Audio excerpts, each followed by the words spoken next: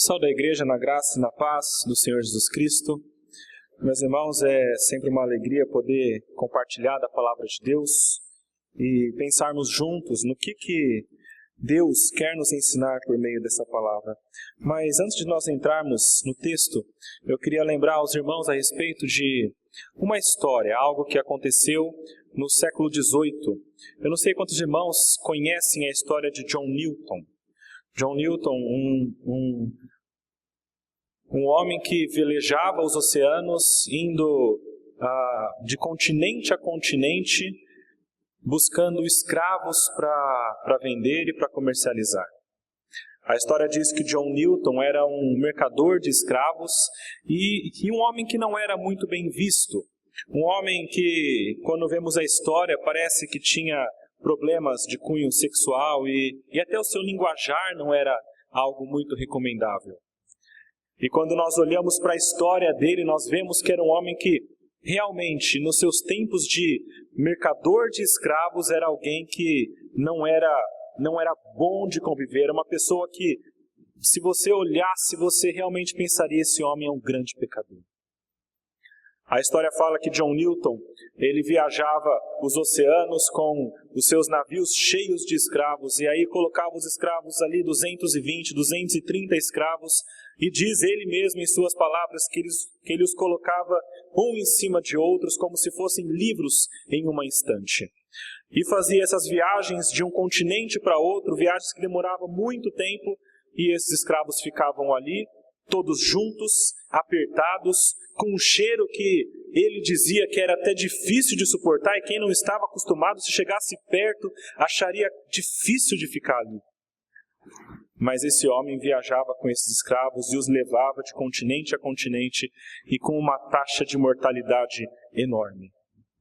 Ele diz em um dos relatos que ele saiu de um continente com 218 escravos e os colocou ali encaixadinhos, enfileiradinhos, e quando ele chegou na primeira parada dele, 68 já tinham morrido, devido às condições que ele estava. Meus irmãos, John Newton era um homem que não prezava pela vida, era um homem que não prezava pelo ser humano, era um homem que não prezava por Deus. Um homem que nós diríamos hoje é um homem mau, é um homem pecador. E por mais que nós tenhamos essa ideia de que é um homem pecador, eu acho muito linda a história de John Newton. Porque diz a história que este homem, depois de muito tempo como mercador, depois de alguns eventos na sua vida, depois de uma viagem de barco onde ele via o poder de Deus e o barco sendo levado de um lado a outro e ele tentando sobreviver ali, e quando ele consegue viver naquele momento, ele percebe que Deus é grande demais e que ele é pequeno demais e que só pela graça de Deus para ele continuar vivo. E a história diz que o tempo passa e John Newton deixa de ser um mercador de escravos para ser alguém que prega o Evangelho. Deixa de ser alguém que levava pessoas à morte e vendia aqueles que continuavam vivos para ser alguém que se preocupava com as vidas. E John Newton é aquele homem que, depois de uma transformação de vida, escreve um hino que muitos conhecem, Maravilhosa Graça. Nesse hino ele diz: Maravilhosa graça, quão doce é o som, que salvou um miserável como eu. Eu estava perdido, mas agora eu fui encontrado, era cego, mas agora eu vejo. Meus irmãos, John Newton é um exemplo do que Deus pode fazer com um homem.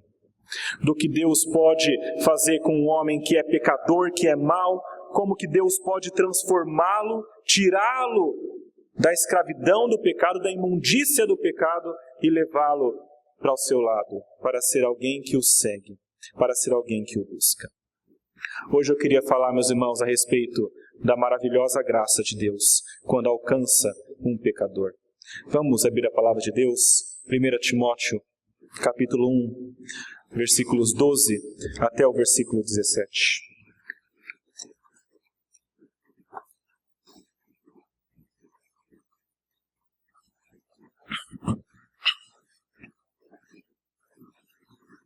Primeira Timóteo, capítulo 1, versículos 12 até o 17. Continuando o texto que nós temos seguido, na epístola de Paulo a Timóteo. Nós hoje focaremos do versículo 15 ao 17, mas vamos ler do versículo 12 ao 17. Diz assim a palavra de Deus: Sou grato para com aquele que me fortaleceu, Cristo Jesus, nosso Senhor, que me considerou fiel, designando-me para o ministério. A mim, que noutro tempo era blasfemo, perseguidor e insolente, mas obtive misericórdia, pois o fiz na ignorância, na incredulidade. Transbordou, porém, a graça de nosso Senhor com a fé e o amor que há em Cristo Jesus.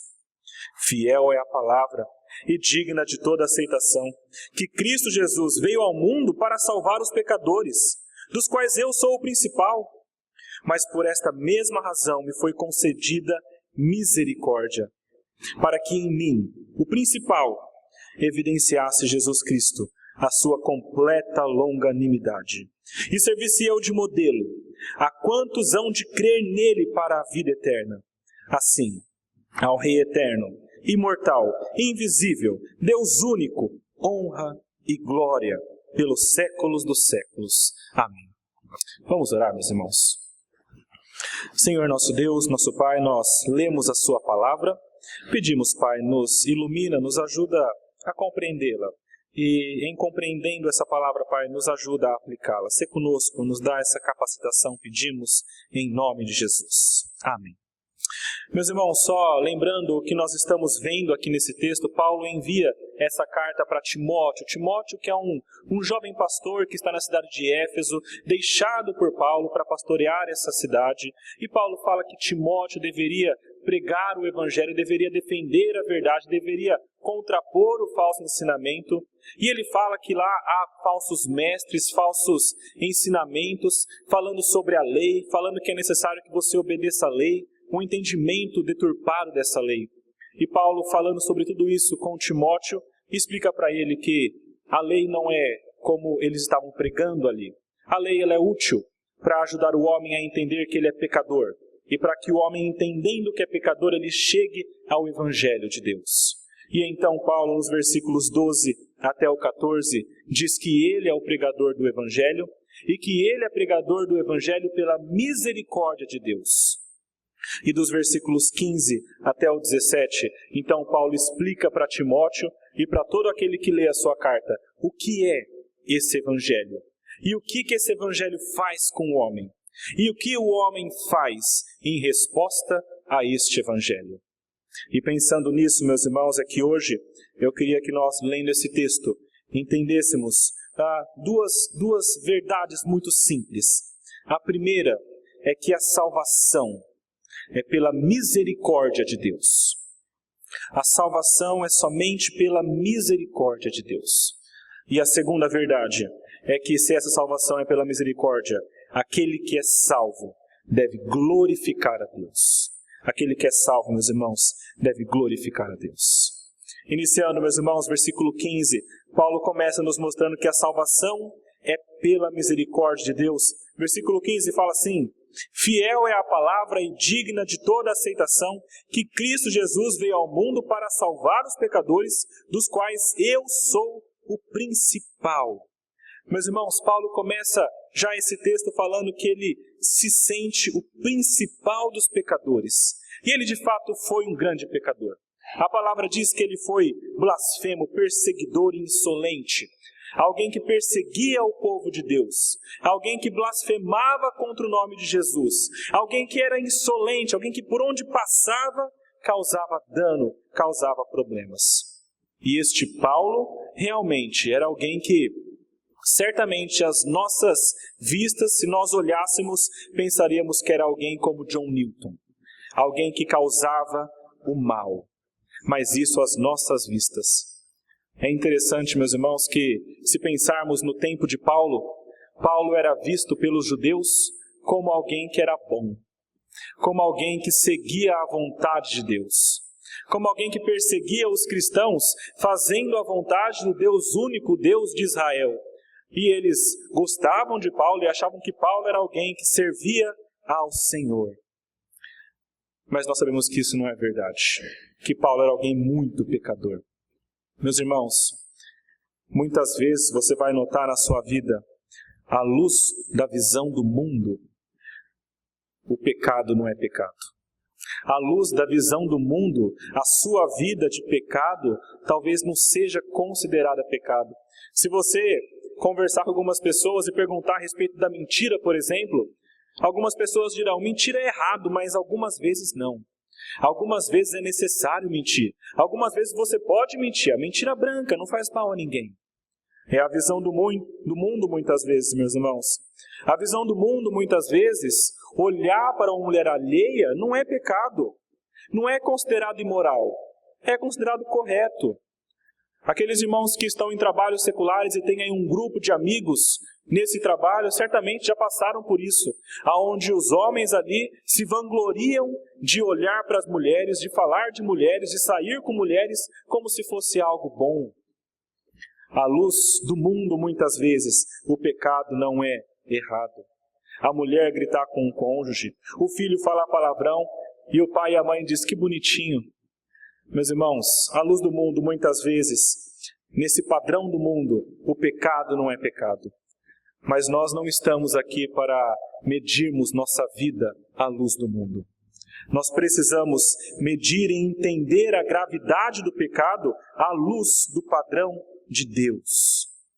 Paulo, quando olha para a sua vida, ele diz, eu sou o pior dos pecadores, porque ele conhece o padrão de Deus, ele entende o padrão de Deus, e ele sabe que todo pecado, por menor que seja aos olhos do mundo, é terrível e odiado por Deus. Qualquer pecado, por menor que seja aos olhos do mundo, é terrível diante de Deus e ofensivo diante de Deus. Meus irmãos, muitas vezes nós, na nossa maldade, tentamos olhar para os nossos pecados e talvez pensar que eles não são tão graves. Talvez racionalizar um pouquinho e dizer, esse pecado aqui é muito ruim, mas esse aqui não é tanto assim. Eu estou cometendo isso aqui, mas é muito difícil, eu não consigo evitar. E se eu não consigo evitar, certamente Deus ele não vai achar tão ruim comigo. Nós temos essa tendência, meus irmãos, de medir às vezes, tentar medir a gravidade do pecado. Tentar medir a gravidade do pecado às vezes pelas consequências. É mais ou menos assim. A mulher e o homem que cometem fornicação, às vezes entendem, ninguém está vendo, somos só nós cometemos, pedimos perdão a Deus, e veja bem, não é algo tão terrível. Só torna terrível se ela engravidar. Aí a consequência é grande. Aí é um pecado terrível. Nós temos às vezes a tendência de pensar que um pecado é ruim de acordo com a sua consequência. Mentir não é algo horrível, a não ser que descubram. Se descobrirem, então eu sofrerei as consequências. Meus irmãos, eu acho muito interessante isso, mas eu creio que seja verdade. Nós, como seres humanos, nós nos arrependemos muitas vezes daqueles pecados que trazem consequências imediatas e neste mundo para nós. Eu ouvi um caso no ano passado, achei muito interessante. Uma moça de 29 anos. Ela foi acusada de estelionato. Ela foi acusada de cometer 31 golpes. Golpes pequenos. Nesses golpes ela tentava conseguir coisas para a sua vida. E ela enganava um, enganava outro. Ela chegou até a conseguir um carro, uma moto, tudo isso com golpes. E sabe o que eu acho muito interessante? Que ela continuava fazendo isso como se nada tivesse acontecendo. Até a hora que ela é pega. Quando ela é pega, é levada para a prisão. E aí nós vemos na reportagem mostrando essa mulher chorando. E parecendo arrependida. E talvez pensando, por que eu fiz o que eu fiz? Por que eu fiz tudo isso? Mas eu acho interessante que essa mulher só chega a esse choro, só chega a essa conclusão, porque ela foi pega. Ela só chega ao choro e ao arrependimento, ou ao remorso talvez, porque ela está sofrendo a consequência dos seus atos. Meus irmãos, muitos de nós nos comportamos assim, como essa mulher. Vivemos uma vida cometendo pequenos delitos, pequenos golpes, achando que está tudo bem. Até a hora então que nós sofremos as consequências. Muitas vezes as consequências não são nessa vida. Muitas vezes nós veremos que quando chegar a consequência, será tarde demais para nos arrependermos. A verdade, meus irmãos, é que nós precisamos, assim como Paulo, entender a gravidade do pecado. Entender que qualquer pecado, por menor que seja, mesmo à luz do mundo, esse pecado é grave diante de Deus. Todo pecado é grave diante de Deus. E Paulo sabia disso. Paulo se considerava o pior dos pecadores. E quando ele se considerava o pior dos pecadores, isso nos ensina ainda mais uma coisa, meus irmãos, que quanto mais santificados nós estamos, ou quanto mais nós conhecemos a Deus, maior os pecados se tornam. Pense na sua vida, por exemplo. Quando você chegou à igreja, certamente havia pecados que você cometia que você não considerava muito graves. Depois de algum tempo estudando a palavra, conhecendo mais de Deus, talvez você tenha encontrado alguns pecados que você achava normais e agora você já os acha um pouco piores e você se sente mal por cometê-los. Passando mais um pouco de tempo na sua caminhada cristã, você conhece mais a Deus e conhece mais a grandeza de Deus e conhece mais a palavra e olha para a sua vida passada e olha com nojo falando: como é possível que eu vivia daquela maneira? Porque a cada dia que nós conhecemos a Deus e somos santificados, a cada dia nós percebemos que o pecado é coisa séria. Que o pecado cresce, se torna maior e a culpa do pecado se torna maior para nós. Imagine alguém de fora da igreja. Para alguém de fora da igreja, talvez trair a esposa seja uma coisa normal. Para um cristão novo, trair fisicamente é terrível. Mas olhar talvez seja aceitável. Para um cristão com um pouco mais de tempo, até mesmo olhar com os olhos impuros para uma outra mulher já tem o peso de uma traição. É nesse sentido, meus irmãos, que quanto mais nós conhecemos a Deus, quanto mais nós somos santificados, quanto mais nós caminhamos nessa caminhada cristã, mais nós entendemos que o pecado é uma coisa séria e pior o pecado se torna. E mais nós vemos o pecado com nojo. Se você está caminhando na vida cristã e para você o pecado ainda não é uma coisa nojenta, para você o pecado ainda não é uma coisa repugnante, se para você o pecado ainda é uma coisa aceitável, tem alguma coisa errada. Tem algo que precisa ser mudado. Você precisa entender, assim como Paulo, que o pecado é uma coisa séria. É uma afronta diante de Deus. Nós medimos o tamanho da ofensa de alguma coisa com relação a quem essa coisa ofende. Se nós ofendemos alguém que talvez para nós não tem grande importância, essa ofensa não será muito grande. Mas se nós ofendermos, por exemplo, a nossa mãe, o nosso pai, ou alguém que para nós tem muita importância, essa ofensa ganha uma proporção maior. Quando nós entendemos que estamos tratando de um Deus grande, poderoso, eterno, qualquer ofensa diante deste Deus é grande. E é grande demais. Quando nós entendemos isso, assim como Paulo, muitas vezes, nós chegaremos à conclusão: eu sou o pior dos pecadores. O que eu faço é terrível diante de Deus. E Paulo reconhecia o seu pecado. Paulo dizia: eu sou o pior dos pecadores. Mesmo já sendo alguém restaurado, mesmo já sendo alguém que seguia a Deus, ele reconhecia os seus pecados. Muitas vezes nós caminhamos nessa vida sem reconhecer o que nós fazemos de errado diante de Deus. E isso acontece na igreja também. Nós temos irmãos, muitas vezes, que labutam para esconder o seu pecado da igreja e de Deus. Para esconder o seu pecado e até mesmo, se possível for, se enganar e dizer que não está pecando. Meus irmãos, a palavra nos mostra que nós precisamos entender e reconhecer o nosso pecado. Quer ver como funciona quando às vezes nós tentamos nos enganar e esconder o nosso pecado de nós mesmos? Aquela pessoa que briga, talvez no trânsito, ou talvez na igreja, e quando você vai conversar com ela, ela fala: é claro que eu briguei. Eu sou crente, mas também eu não tenho sangue de barata. É a pessoa que tenta colocar desculpa em alguma outra coisa para o seu próprio pecado. É aquela pessoa que talvez rouba alguma coisa e depois dá desculpa: mas é que eu sou pobre, eu precisava disso. É aquela pessoa que talvez trai a outra e diz também: olha como é que ela estava andando, é claro que eu traí, ela me atraiu, eu não pude fazer nada. Meus irmãos, nós temos a tendência muitas vezes de não reconhecer o nosso pecado, de muitas vezes tentar nos enganar e de muitas vezes colocar a culpa do nosso pecado na situação que nós vivemos. Mas a situação que nós vivemos não tem nada a ver com o nosso pecado. Se nós pecamos, a culpa é nossa e somente nossa. Assim como Paulo, meus irmãos, reconheça que você é pecador, reconheça o seu pecado. Quanto mais você esconder, pior será. Porque quando vier à tona, pior será. Reconheça o seu pecado diante de Deus, não esconda, assim como Paulo, entenda que você é um pecador e talvez o pior dos pecadores. Mas, meus irmãos, assim como Paulo entendia que ele era o pior dos pecadores, isso nos ensina ainda mais uma lição que eu acho maravilhosa.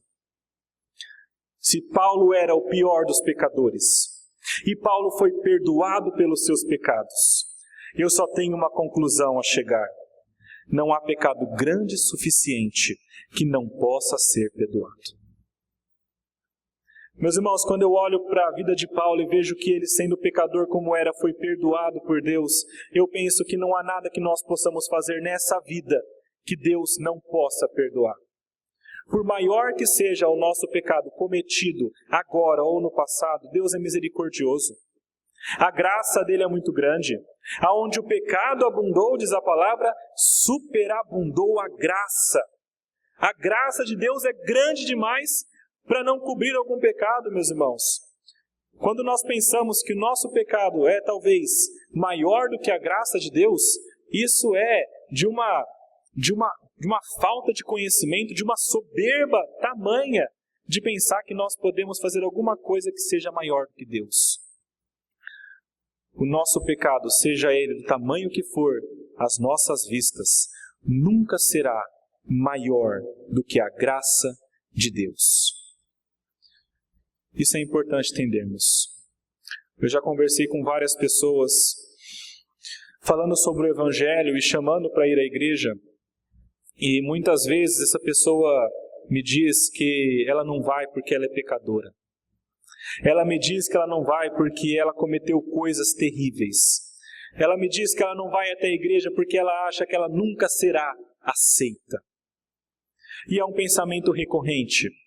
Tem igreja, meus irmãos, que quando alguém comete um pecado que essa igreja considera para a morte, ele é colocado para fora da igreja, para nunca mais voltar. E eu já falei com uma pessoa nessa situação. E essa pessoa já, em uma vida de bebidas, dizia para mim, eu não vou para a igreja mais, porque eu sei que eu já cometi o pecado para a morte, eu nunca mais vou ser aceito por Deus. Que situação de desespero dessa pessoa, pensando que está passando por essa vida só até chegar a hora da morte, para depois sofrer o inferno, a condenação eterna. Mas a palavra diz que todo pecado pode ser perdoado. E o pecado que não pode ser perdoado, que é a blasfêmia contra o Espírito Santo, esse, se você entende que é pecador e pede perdão a Deus, então certamente você não está cometendo esse pecado, que é um pecado de apostasia, de rejeitar a Deus. Todo pecado, meu irmão, por maior que seja, nos achegando a Deus e pedindo perdão, este mesmo Deus nos perdoa. Não há pecado grande suficiente que não possa ser perdoado por Deus. E Deus mostrou misericórdia para Paulo, Jesus o salvou por sua misericórdia. Veja aí, no versículo 16. Versículo 16 diz assim, mas por essa mesma razão me foi concedida misericórdia, para que em mim o principal evidenciasse Jesus Cristo a sua completa longanimidade, e servisse eu de modelo a quantos hão de crer nele para a vida eterna. Meus irmãos, Jesus salvou Paulo por sua completa misericórdia, e isso não teve nada a ver com o que Paulo fez ou deixou de fazer. Paulo não merecia de maneira nenhuma a salvação. Ele era alguém que não era nem neutro com relação a Jesus, ele odiava Jesus. Era alguém que perseguia os cristãos. Ele não merecia de maneira nenhuma qualquer tipo de misericórdia ou qualquer tipo de salvação. Ele não alcançou a salvação por obras. ele tentava cumprir a lei, ele era um fariseu dos mais ferrenhos. Se tinha alguém que talvez pela lei pudesse chegar a Deus, seria Paulo. Mas nem mesmo ele ou ninguém conseguiria cumprir a lei perfeitamente e chegar à salvação. Não foi porque ele merecia, não foi pelas suas obras, foi somente pela misericórdia de Deus. Eu gosto muito de uma definição de misericórdia que diz assim: misericórdia é nós não recebermos o que nós merecemos. A palavra diz que Paulo, assim como nós, merecemos a morte, merecemos o inferno. Mas Deus usa de misericórdia para conosco. Ele não nos dá o que nós merecemos, porque Ele é misericordioso. Não é porque Ele nos deve nada, não é porque nós mostramos algo que Ele gosta, mas é porque Ele é simplesmente misericordioso. E Ele mostra essa sua misericórdia, diz o versículo, por 3 motivos. O primeiro desses motivos é porque essa era a missão de Jesus. Veja aí o que diz o versículo 15. Fiel é a palavra e digna de toda aceitação que Cristo Jesus veio ao mundo para salvar os pecadores. A missão de Jesus neste mundo era de salvar os pecadores. A palavra diz que esse Jesus veio de outro mundo, e quando falamos de outro mundo é porque Jesus é Deus. Nós lemos aqui o texto de João 1.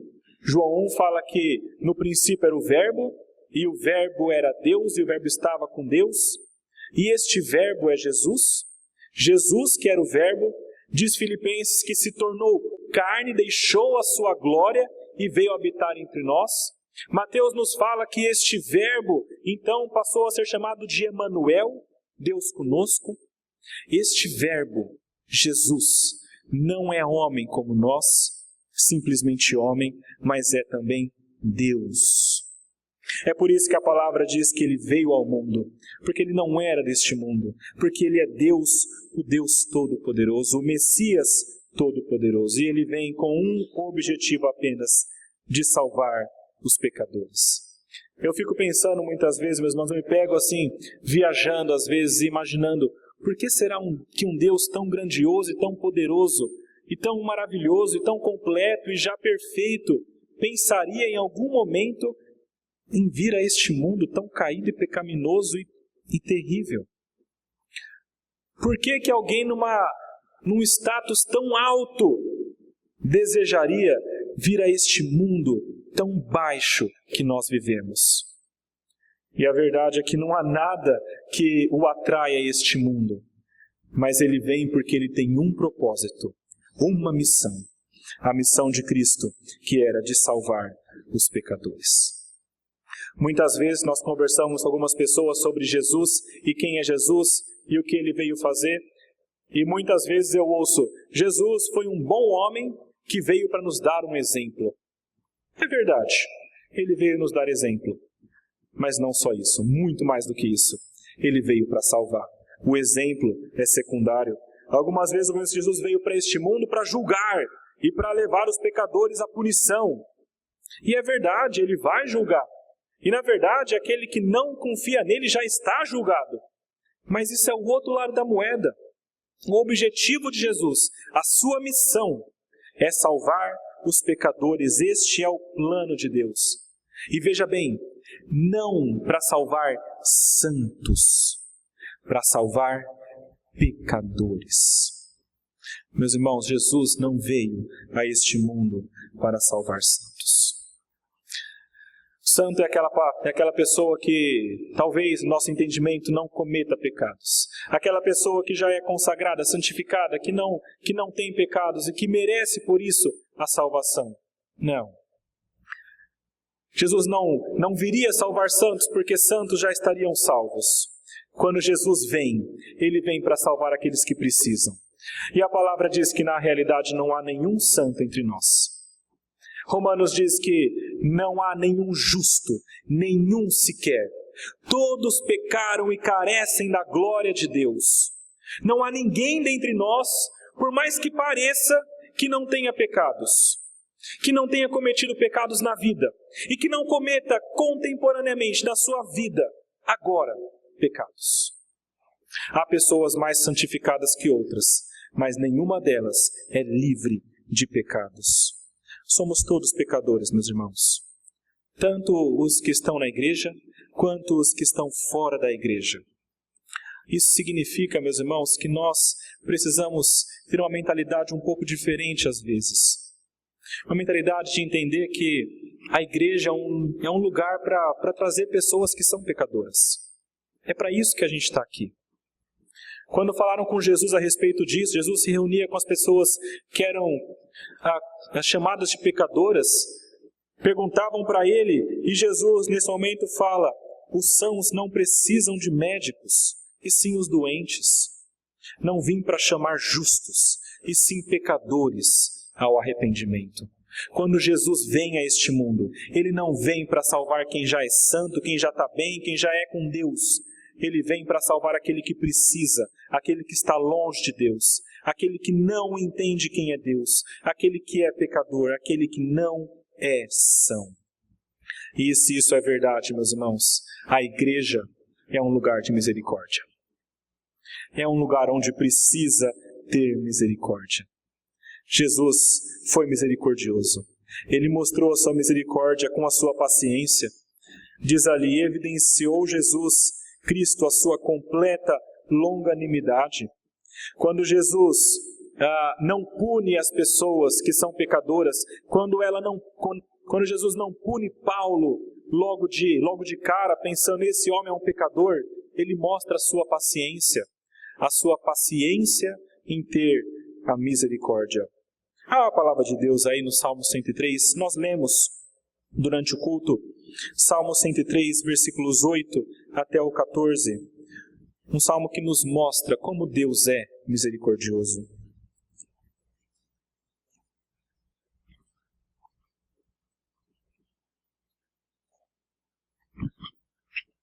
Salmo 103, versículos 8 ao 14, diz assim o salmista: o Senhor é misericordioso e compassivo, longânimo e assaz benigno. Não repreende perpetuamente, nem conserva para sempre a sua ira. Não nos trata segundo os nossos pecados, nem nos retribui consoante as nossas iniquidades. Pois quanto o céu se alteia acima da terra, assim é grande a sua misericórdia para com os que o temem. Quanto dista o oriente do ocidente, assim afasta de nós as nossas transgressões, como um pai se compadece do seu filho. Assim o Senhor se compadece dos que o temem. Pois Ele conhece a nossa estrutura e sabe que somos pó.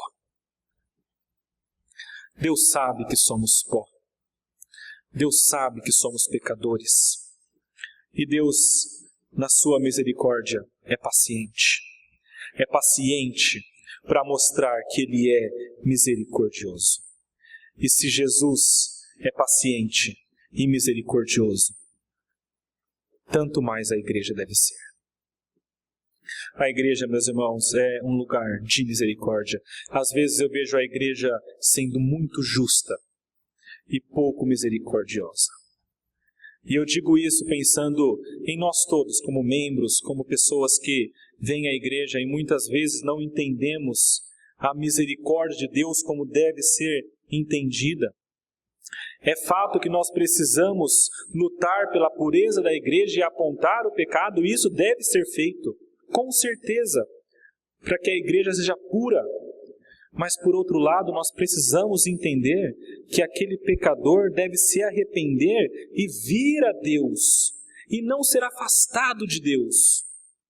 E nós, como igreja, temos uma função grande e forte nisso. Muitas vezes nós temos uma tendência muito grande de colocar mais peso nas costas daquele que já está com muito peso, ao invés de aliviar o peso e ajudá-lo. Meus irmãos, lá em Atos, quando falaram a respeito da lei e a respeito se deveriam ou não circuncidar os cristãos que não eram judeus, a resposta do grupo foi a seguinte: não vamos colocar um peso grande demais que eles não consigam carregar, um peso que nem mesmo nós conseguimos carregar. Meus irmãos, às vezes chegam pessoas na igreja e nem mesmo adentram as portas. E nós, muitas vezes, já estamos tentando fazê-los mudar as suas atitudes, mudar de vida, serem transformados nas pessoas mais santas. Meus irmãos, uma coisa tem que ficar muito clara para nós. A salvação é diferente da santificação. A salvação é uma coisa que ocorre de uma vez só. Quando Deus toca o pecador, esse pecador se arrepende, olha para a sua vida e fala: Senhor, eu quero seguir ao Senhor, e eu quero andar nos teus caminhos, eu aceito essa vida, e eu creio que o Senhor é o meu Deus e me salvou. A salvação é quando Deus dá aquela vida ao pecador. Isso acontece uma vez e para sempre, dura. A santificação é uma coisa que não é de uma vez. Ela é progressiva, ela é dia a dia, e ela acontece com o passar do tempo. O que isso significa? Que muitas vezes pessoas chegarão à igreja, se converterão, serão convertidas por Deus, elas chegarão à igreja, amarão a Deus da maneira que elas conseguem até aquele momento, mas ainda carregarão possivelmente marcas do seu passado. Carregarão possivelmente cargas do seu passado, pecados que ainda não conseguiram se livrar. O que nós fazemos então? Dizemos: você não pode estar conosco porque você é pecadora? Não. Nós ajudamos essa pessoa, mostramos a misericórdia, caminhamos com ela, ajudamos para que ela se livre dos pecados que a afastam de Deus. Eu não estou dizendo, meus irmãos, para nós aceitarmos todo tipo de pecado na igreja, longe disso, mas para que nós entendamos, o pecado deve ser tratado, mas o pecador convertido por Deus deve ser amado. Nós precisamos, meus irmãos, ter misericórdia por aqueles que se achegam à igreja. Eu ouvi um pastor certa vez falando sobre uma moça que se converteu, e ela era daquelas moças que andavam pela vida, andavam pelos bares, andavam dançando e com homens e por aí, com aquelas roupas que mostrava tudo para todos. E ela se achegou à igreja e foi convertida, e pouco tempo depois ela vinha à igreja, mas ela vinha com algumas roupas, às vezes, não tão decentes aos olhos da igreja. E a igreja começava a afastá-la muitas vezes. E a palavra do pastor eu achei muito interessante. Essa palavra foi a seguinte: olha, gente, fulana se converteu, mas o guarda-roupa dela ainda não. Eu achei interessante e marcou isso, eu ouvi faz muitos anos, acho que até década. E eu achei interessante porque de fato é isso. Muitas vezes a pessoa se converte, mas ainda a vida dela precisa ser santificada. Mas o fato da vida precisar ser santificada não significa que essa pessoa deva ser afastada. Muito pelo contrário, ela deve ser carregada junto. E nós devemos, como um corpo, carregá-la junto conosco, carregar as cargas uns dos outros. Isso é a misericórdia que Jesus teve, de andar junto com os pecadores e de caminhar com eles, nunca aceitando os pecados, mas dizendo: vai, não peques mais. Essa deve ser a nossa posição diante daqueles que nós consideramos pecadores.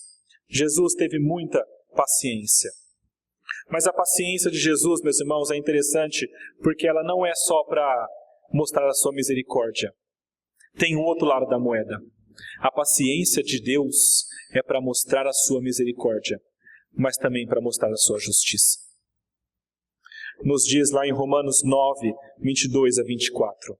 Que diremos, pois? Se Deus, querendo mostrar a sua ira, a dar a conhecer o seu poder, suportou com muita longanimidade os vasos de ira, preparados para a perdição, a fim de que também desse a conhecer as riquezas da sua glória em vasos de misericórdia, que para a glória preparou de antemão, os quais somos nós, a quem também chamou, não só dentre os judeus, mas também dentre os gentios. Deus tem paciência, e a sua paciência se dá para os dois povos, aqueles que são salvos e aqueles que não são.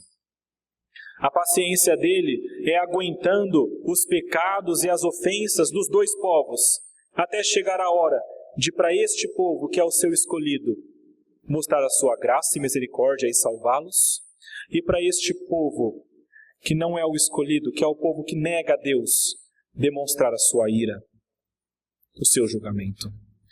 A paciência de Deus, meus irmãos, tem um tempo determinado. É longa, mas tem um tempo determinado. E quando chegar ao fim dessa paciência, aqueles que vão ser atraídos para Ele se ajoelharão diante de Deus, assim como Paulo, assim como John Newton, reconhecerão o seu pecado e pedirão: Senhor, me salva, tem misericórdia de mim. E aqueles que não são, nunca se arrependerão, continuarão na sua vida de pecados, se enganando e pensando que não estão pecando, se enganando e pensando que estão bem, até a hora em que esgotará a paciência de Deus. A sua misericórdia não chegará a este, mas a sua justiça. Por amor do meu nome, retardarei a minha ira, e por causa da minha honra, me conterei para contigo, para que te não venha a exterminar, diz lá em Isaías 58:9. Meus irmãos, o que isso até agora nos ensina? Primeiro, sejamos pacientes para com os outros, mostremos misericórdia. Assim como Deus mostrou para nós, assim como Deus mostrou para Paulo, para John Newton e para tantos outros. Mostremos misericórdia também. E não tentemos, meus irmãos, com as nossas próprias mãos, trazer a justiça de Deus. Sejamos pacientes, porque Deus trará a sua justiça.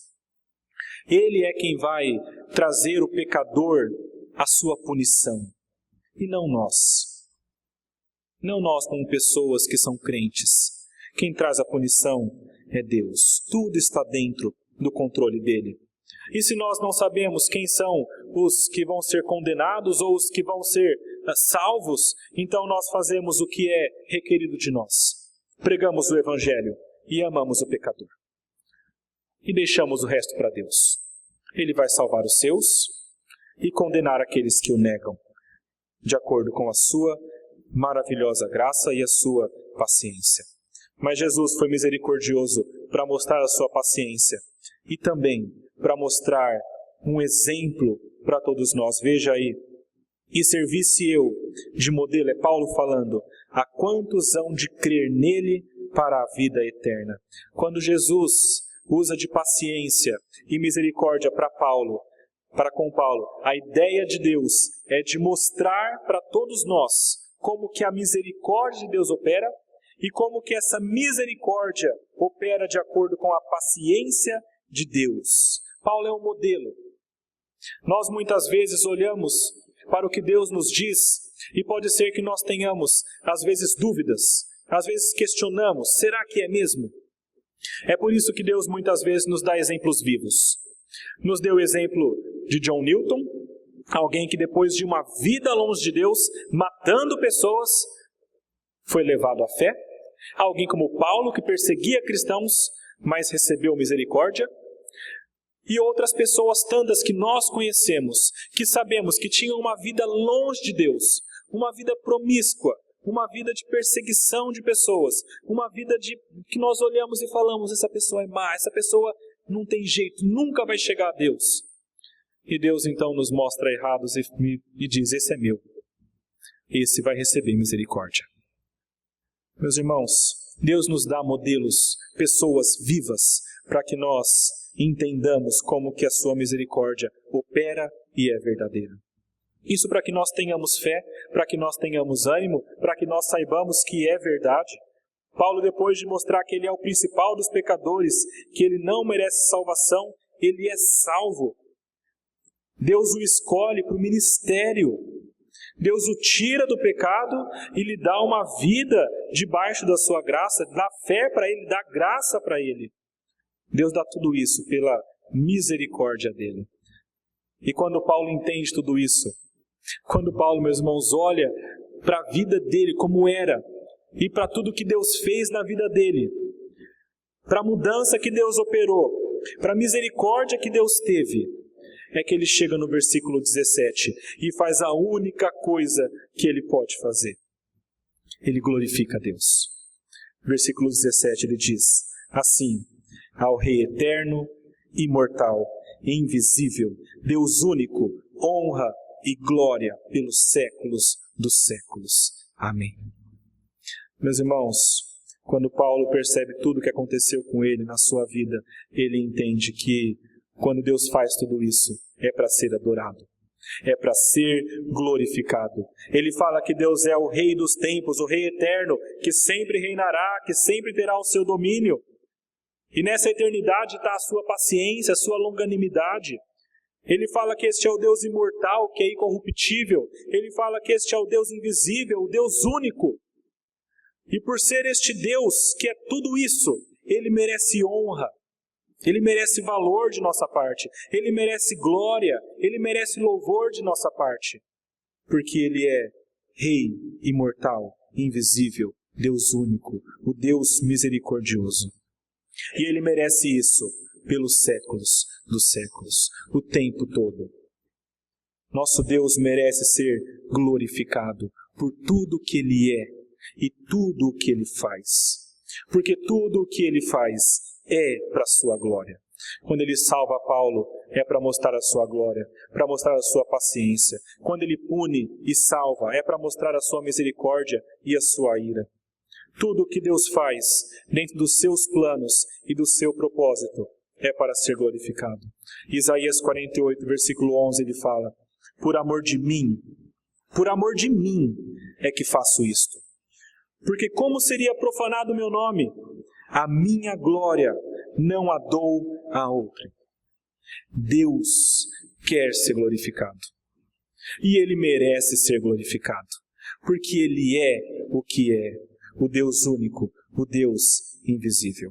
E se Deus merece ser glorificado pelo que nós vemos na palavra, quando nós achamos que, pensando na salvação, quando nós achamos que nós não somos pecadores, e nós achamos que talvez não precisemos da salvação de Deus, Deus não é glorificado.